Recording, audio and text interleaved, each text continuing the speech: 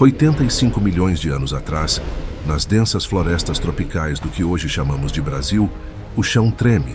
Não é um terremoto, é algo muito pior. Entre as samambaias gigantes e as coníferas ancestrais, algo se move com a força de uma locomotiva coberta de escamas. O ar fica denso, carregado com o cheiro metálico de sangue fresco e o odor almiscarado de um predador que não conhece rivais. De repente, o silêncio. Os pterossauros param de gritar. Os pequenos mamíferos congelam em seus esconderijos. Até os insetos parecem sumir. E então, cortando o ar como uma lâmina, vem o rugido. Um som que faz a alma tremer, que ecoa por quilômetros de planície, anunciando a presença do verdadeiro rei do Brasil pré-histórico. Não estamos falando do Tiranossauro Rex. Esse é problema da América do Norte. Aqui, nas terras que um dia seriam brasileiras, reinava algo diferente, algo exótico, algo brutalmente especializado para matar. O Pycnonemosaurus. O terror abelisaurídeo que transformava titanossauros de 20 toneladas em sua próxima refeição. Este não é apenas mais um dinossauro. Esta é a história do predador mais letal que já pisou em solo brasileiro. Uma máquina de matar de 8 metros de puro músculo, fúria e mandíbulas capazes de esmagar ossos como se fossem gravetos secos. Imagine acordar em uma manhã do Cretáceo Superior. O sol nasce sobre as vastas planícies aluviais da Bacia Bauru, tingindo o céu de laranja e vermelho. A temperatura já começa a subir, prometendo mais um dia escaldante neste ambiente que oscila entre o semiárido e o tropical. Você é um pequeno crocodilomorfo, espreitando na margem de um rio raso, procurando por peixes desavisados. A vida parece tranquila, mas você não percebeu ainda o erro fatal que cometeu. Aquele tronco caído que você acabou de passar não é um tronco, são pegadas.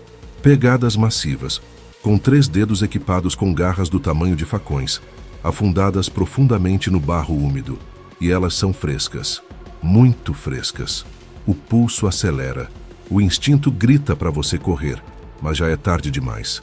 A sombra cai sobre você como uma cortina mortal. Você ergue os olhos e vê.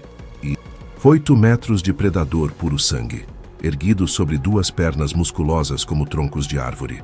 Olhos amarelos fixos em você com a intensidade laser de quem sabe exatamente o que vai acontecer nos próximos 3 segundos.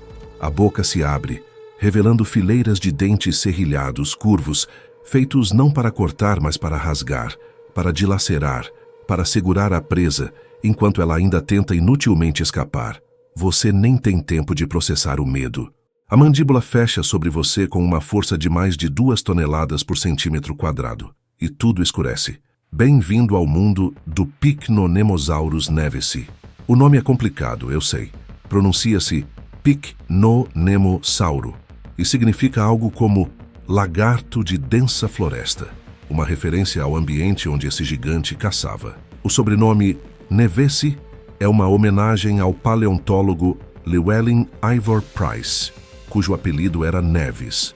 Foi Price quem, nos anos 70, começou a desenterrar os primeiros ossos desse animal extraordinário nas rochas avermelhadas do interior de São Paulo e Mato Grosso. Mas só décadas depois, em 2008, é que a ciência finalmente deu um nome oficial a esse terror. E que terror era?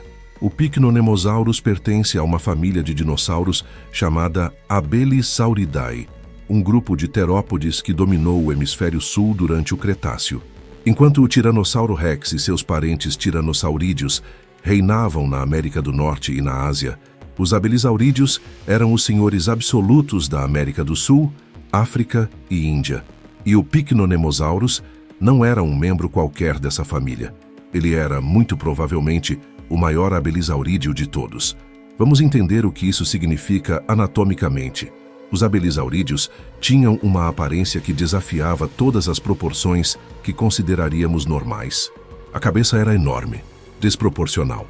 Uma caixa óssea maciça cheia de músculos mastigatórios tão poderosos que podiam gerar uma força de mordida comparável à dos maiores predadores que já existiram. O crânio do Pycnonemosaurus era alto e curto, com órbitas oculares voltadas ligeiramente para frente, dando a ele uma visão binocular razoável, essencial para um caçador de emboscada. As mandíbulas eram armadas com dentes, que não eram os maiores do mundo dos dinossauros, mas eram perfeitamente projetados para o trabalho sujo, curvos, serrilhados como facas de carne e ancorados em maxilares tão fortes que podiam manter uma presa de várias toneladas imobilizada enquanto o predador rasgava pedaços de carne com movimentos violentos da cabeça. Mas aqui vem o detalhe que deixava os abelisaurídeos verdadeiramente bizarros: os braços. Se você acha que o T-Rex tinha braços pequenos, espere até conhecer os do Pycnonemosaurus. Eles eram ainda menores, ainda mais atrofiados, quase inúteis. Tão pequenos que nem mesmo conseguiam alcançar a própria boca do animal. 4 dedos vestigiais em cada mão, sem garras funcionais. Para que serviam? Até hoje os cientistas debatem. Talvez para se apoiar quando o animal se levantava depois de descansar. Talvez para algum comportamento de acasalamento que jamais testemunharemos. Ou talvez fossem simplesmente um resquício evolutivo, uma lembrança de um tempo em que os ancestrais dos abelisaurídeos tinham braços funcionais. O importante é entender que o Pycnonemosaurus não precisava de braços. Sua arma era a cabeça, pura e simples. As pernas eram uma obra-prima de engenharia biológica. Colunas de músculo e osso, projetadas para suportar 4 toneladas de predador e ainda assim permitir uma explosão de velocidade surpreendente para um animal desse tamanho. Não estamos falando de um corredor de maratona, mas de um velocista mortal em distâncias curtas. Estudos biomecânicos sugerem que o Pycnonemosaurus podia alcançar velocidades de até 40 km por hora em uma investida de ataque. Imagine 4 toneladas se movendo a 40 km por hora na sua direção. Não existe escape. Os pés eram tridáctilos, cada dedo equipado com uma garra recurvada, perfeita para se firmar no solo durante uma perseguição ou para segurar uma presa caída, enquanto o predador despedaçava sua carne. A cauda era longa e musculosa, funcionando como um contrapeso essencial para manter o equilíbrio. Quando o Pycnonemosaurus corria, a cauda se estendia rigidamente para trás, criando uma linha perfeita da ponta do focinho até a extremidade caudal. Quando atacava, a cauda chicoteava de um lado para o outro, ajudando o animal a fazer curvas fechadas, a mudar de direção no meio de uma perseguição, a não perder o controle quando suas mandíbulas finalmente encontravam carne. Agora vamos falar sobre onde esse monstro vivia. A Bacia Bauru, no Cretáceo Superior, era um mundo completamente diferente do Brasil que conhecemos hoje. Esqueça a floresta amazônica. Esqueça o cerrado como ele é agora. Imagine um ambiente de planícies aluviais vastas, cortadas por rios largos e lentos que serpentavam através de paisagens abertas. Havia florestas, sim, mas eram florestas de coníferas e samambaias arborescentes, não as angiospermas que dominam hoje. O clima era quente, com estações bem definidas alternando entre períodos de chuvas torrenciais e secas brutais. Durante a estação chuvosa, os rios transbordavam, criando pântanos temporários onde centenas de espécies se reuniam para beber, alimentar, reproduzir. E onde havia presas, havia predadores. A Bacia Bauru era o lar de uma diversidade incrível de vida. Titanossauros de pescoço longo pastavam nas copas das árvores, alguns alcançando comprimentos de 20 metros ou mais. Crocodilos gigantes espreitavam nas margens dos rios, capazes de arrastar até mesmo dinossauros incautos para as profundezas. Pequenos terópodes emplumados corriam entre a vegetação rasteira, caçando insetos e pequenos vertebrados. Pterossauros com envergaduras de até 5 metros planavam nos céus, pescando nos lagos rasos. E sobre tudo isso, no topo absoluto da cadeia alimentar, reinava o Pycnonemosaurus. Mas espera aí, antes de continuarmos essa jornada épica pelo Brasil pré-histórico, eu preciso fazer uma pausa estratégica aqui. Se você está curtindo desvendar os segredos dos monstros que dominavam a nossa Terra há milhões de anos, deixe seu like neste vídeo agora. Sério, isso ajuda demais o algoritmo a mostrar esse conteúdo para mais pessoas apaixonadas por paleontologia brasileira. E se você ainda não é inscrito no canal, aperta esse botão de inscrição e ativa o sininho, porque toda semana a gente mergulha fundo nos mistérios da vida pré-histórica, com um foco especial nas criaturas incríveis que viveram aqui, no Brasil. Feito? Ótimo! Agora vamos voltar para o Cretáceo e entender como esse predador caçava. A estratégia de caça do Pycnonemosaurus era provavelmente uma mistura de emboscada e perseguição de curta distância. Diferente do T-Rex, que alguns estudos sugerem ter sido um caçador oportunista que também se alimentava de carniça, o Pycnonemosaurus tinha todas as marcas de um predador ativo e especializado. Aquele crânio robusto, aquelas mandíbulas poderosas, aquelas pernas explosivas, tudo isso aponta para um animal que caçava para viver e que fazia isso com eficiência brutal. Imagine a cena. Um grupo de jovens titanossauros se aproxima de um rio para beber. Eles são grandes, sim, mas ainda não alcançaram o tamanho adulto que os tornaria quase invulneráveis. Algo em torno de 6 a 8 metros de comprimento, pesando talvez 3 ou 4 toneladas. Tamanho perfeito para um Pycnonemosaurus adulto. O predador está escondido entre a vegetação densa na margem oposta, completamente imóvel há horas, apenas os olhos se movendo, observando, calculando. Ele escolhe o alvo, não o mais próximo, não o maior, mas aquele que está ligeiramente separado do grupo, aquele que baixou a guarda, aquele que está mais interessado em saciar a sede do que em vigiar os arredores. O ataque, quando vem, é explosivo. O Pycnonemosaurus sai da vegetação como uma bomba viva, as pernas impulsionando aquelas 4 toneladas através do rio raso em questão de segundos. A água explode em cortinas prateadas ao redor dele. O som é ensurdecedor, um rugido que se mistura com o estrondo das passadas pesadas e o grito de pânico dos titanossauros. Eles tentam fugir, mas estão na água, o terreno é traiçoeiro, as pernas afundam na lama. O jovem titanossauro que o Pycnonemosaurus escolheu vira a cabeça, os olhos se arregalando de terror puro ao ver a morte se aproximando. Ele tenta correr, mas o predador é mais rápido. Em 3 passadas, o Pycnonemosaurus alcança o flanco esquerdo da presa. A boca se abre, os músculos macetéricos se contraem, e então as mandíbulas se fecham sobre a base do pescoço do titanossauro com uma força que poderia esmagar um bloco de concreto. O titanossauro grita, um som agudo e desesperado que ecoa pela planície. Ele tenta se soltar, balançando o pescoço com toda a força que tem, mas é inútil. Os dentes do Pycnonemosaurus estão profundamente enterrados na carne, rasgando músculos, rompendo vasos sanguíneos, procurando a jugular. O predador sacode a cabeça de um lado para o outro, usando todo o peso do próprio corpo como alavanca, desequilibrando a presa.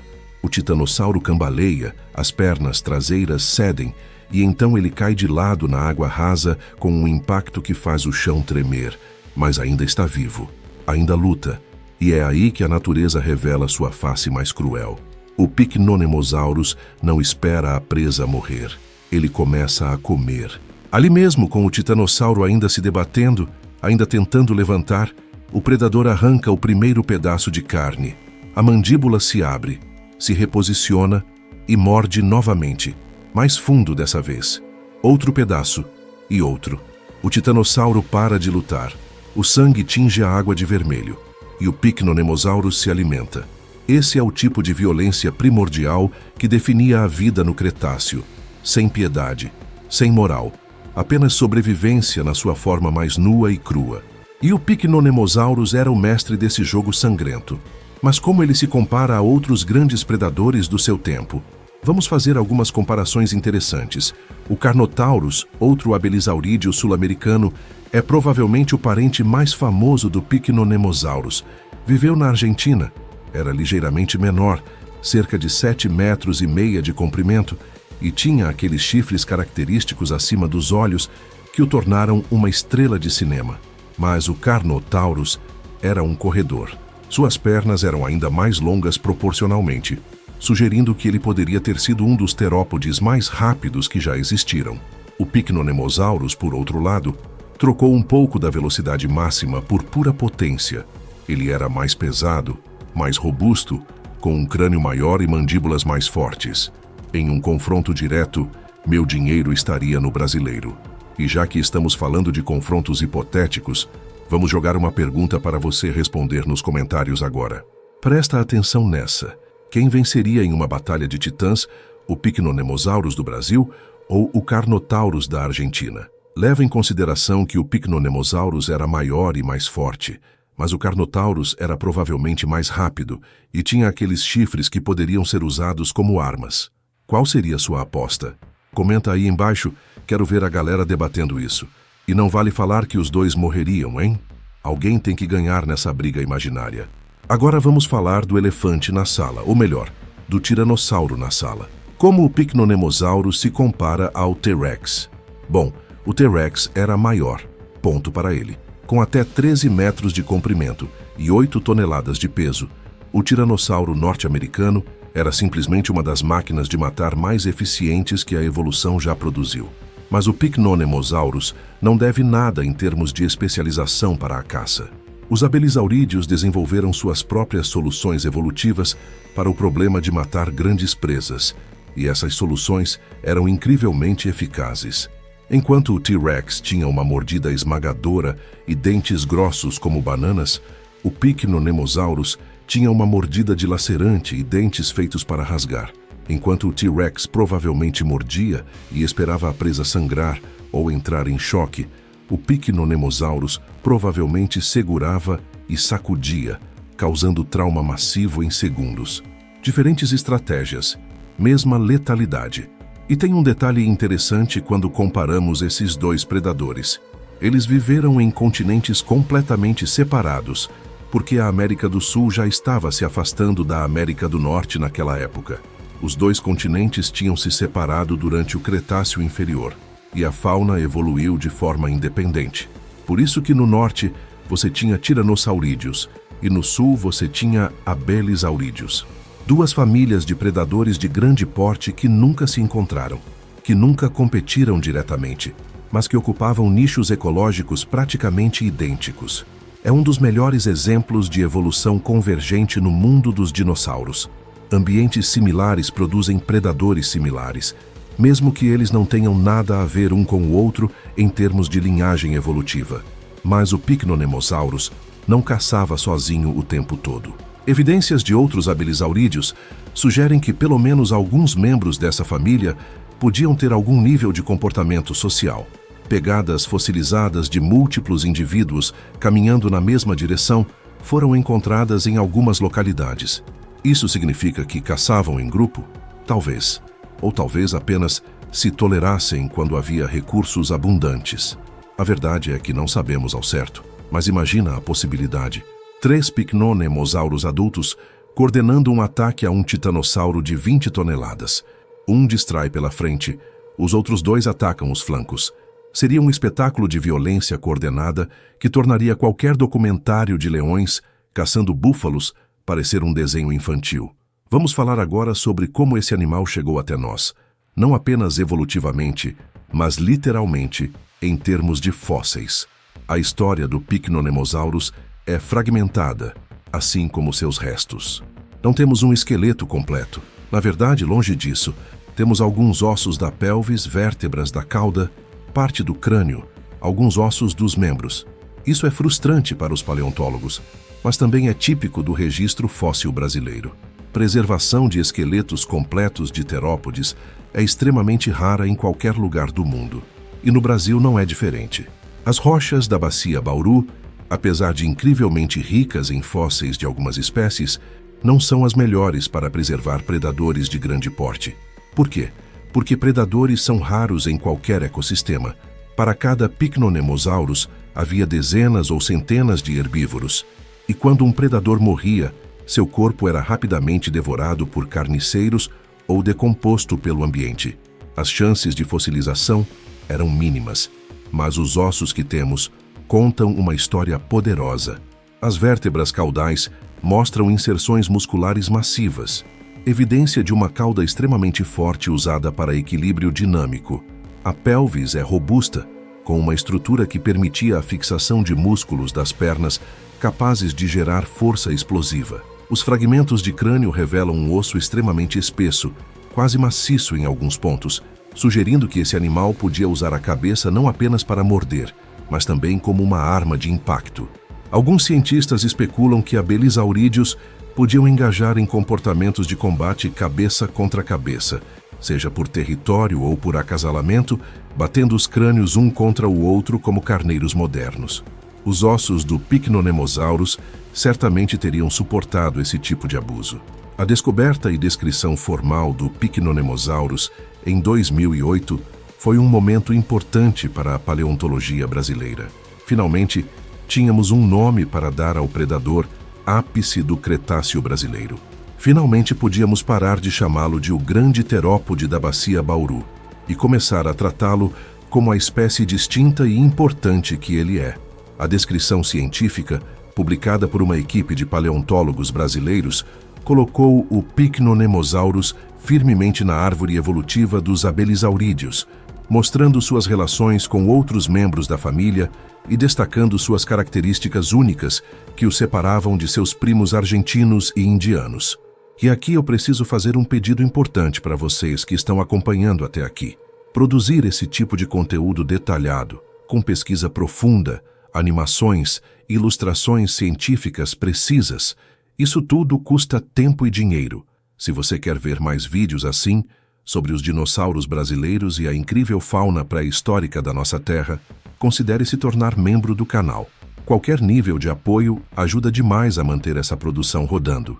E se você não pode ou não quer se tornar membro, até mesmo um Super Thanks, um valeu demais de qualquer valor, já faz diferença. Isso mostra para o YouTube que o conteúdo é valorizado, aumenta o alcance e me permite investir em equipamentos melhores, em consultores científicos, em ilustradores. Então, se esse vídeo te trouxe conhecimento, entretenimento ou simplesmente te fez olhar para a história do Brasil com outros olhos, considere retribuir de alguma forma. E se não puder, sem problemas. Só de assistir até aqui você já está ajudando. Agora vamos fechar essa história com chave de ouro. O Pycnonemosaurus não viveu para sempre. Nenhuma espécie vive. Há cerca de 66 milhões de anos, um asteroide de 10 quilômetros de diâmetro colidiu com a Terra na região que hoje é o México. O impacto liberou energia equivalente a bilhões de bombas nucleares, criando um inverno global que durou anos. A cadeia alimentar entrou em colapso.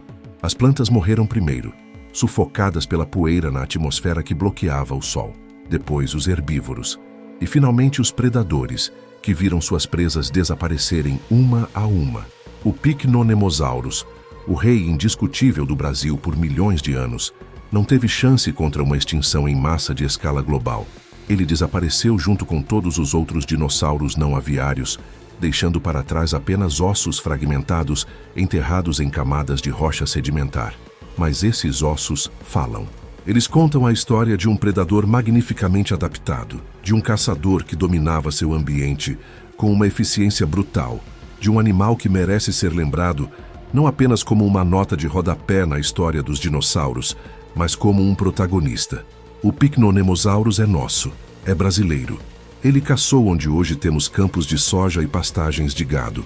Ele bebeu água de rios que ainda fluem, transformados e renomeados, mas com a mesma água que sustentou a vida há milhões de anos. Ele é a prova de que o Brasil pré-histórico não ficava devendo nada para o resto do mundo em termos de megafauna espetacular. Quando você pensa em dinossauros, não pense apenas no T-Rex americano ou no Velociraptor mongol. Pense no Pycnonemosaurus brasileiro.